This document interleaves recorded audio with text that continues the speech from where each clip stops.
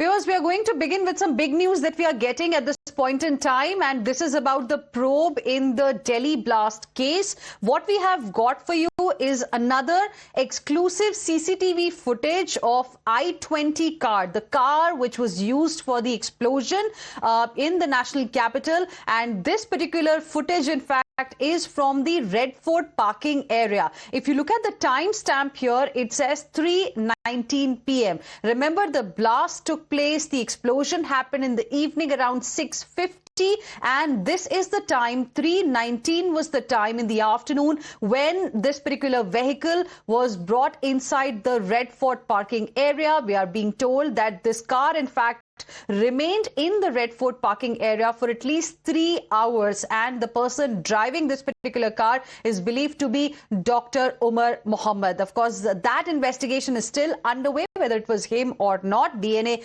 matching is going to happen. My colleague Bhavtosh is joining us live right now for more on this. Bhavtosh, now we have another CCTV footage making it absolutely clear that it was at 3:19 when this i20 went inside the Red Fort parking area and stayed there only with explosives for about 3 odd hours.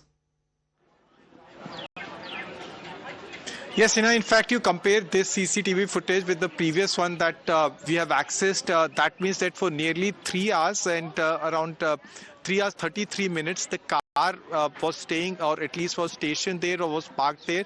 And after that, the car came out of that parking area at around 3 hours, after 3 hours 29 minutes, because the explosion, the explosives went off at around 6:50 p.m. So it is more or less certain that the car did not move from there. Now, what was the reason the car was stationed there is something that the investigators will come to know later.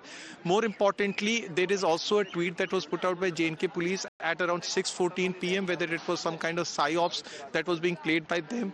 And there is one question that Delhi police also needs to answer is to why they could not trace this car. Maybe because there was no social media or there was no mobile phone interaction that he had. That could be the reason why they could not trace this car. The fact remains that there is a CCTV footage that shows that the car was parked there at 3:19 p.m., which is in afternoon. The car came out at around 6:48 p.m. and then there is huge red ball of fire at around 6:50 p.m. So the car's movement has completely been tracked from around 7:13 a.m. when the car left from Faridabad, and then subsequent movement of the car from there till onwards towards from Faridabad, from there to Okhla toll plaza, then from there to Sunehri Masjid, and then finally here at Red Fort, where it was parked for nearly 3 hours.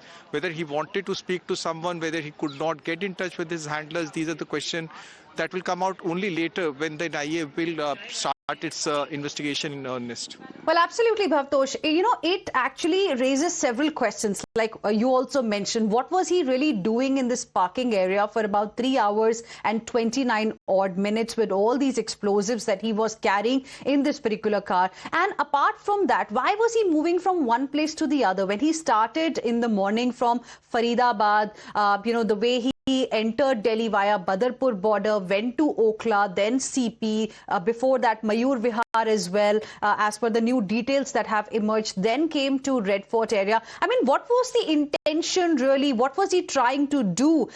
Any leads that you've managed to get from the cops, from the investigative agencies?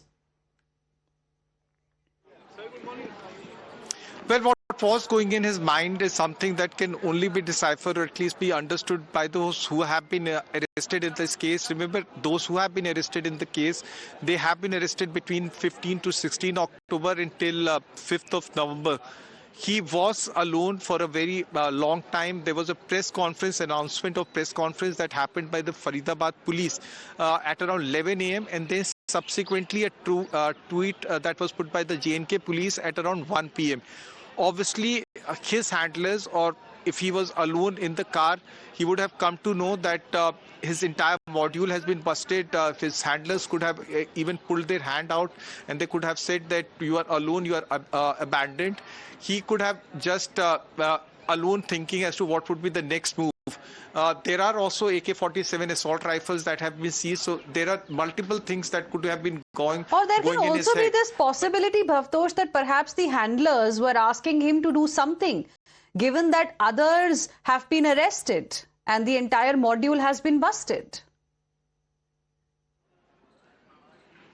Well, that is also a possibility. His handlers might have got in touch with him, but that is unlikely because whether he had a mobile phone gadget or any kind of electronic equipment will only come out later, because as of now it doesn't appear Right. so.